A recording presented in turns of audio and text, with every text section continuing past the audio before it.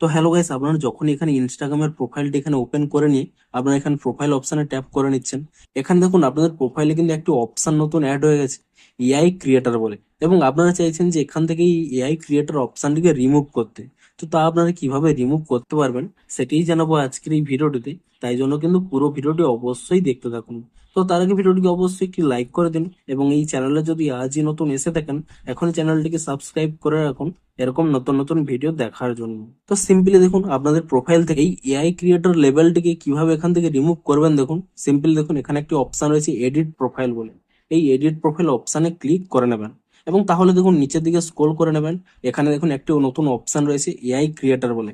এই অপশনই হয়তো আপনাদের এখানে অন রয়েছে। আপনারা কি করবেন, এখানে এই অপশনটিকে অফ করে দেবেন এবং তারপরে দেখুন এখান থেকে যদি ব্যাক করে নেন, দেখুন আপনাদের যে এআই ক্রিয়েটর অপশনটি এখানে শো করছিল তা কিন্তু রিমুভ হয়ে গেছে। তবে এক্ষেত্রে বলে দিই, আপনারা যদি আপনাদের এখানে ইনস্টাগ্রাম অ্যাকাউন্টে পোস্ট কিংবা রিলসে শুধুমাত্র এআই রিলেটেড কন্টেন্টই আপলোড করেন কিংবা এআই দ্বারা তৈরি কোনো ফটো ভিডিও আপলোড করেন, সেক্ষেত্রে আপনাদের কিন্তু এই ব্যাচটি কিন্তু অটোমেটিক চলে আসবে। আপনারা কিন্তু তা রিমুভ করতে পারবেন না।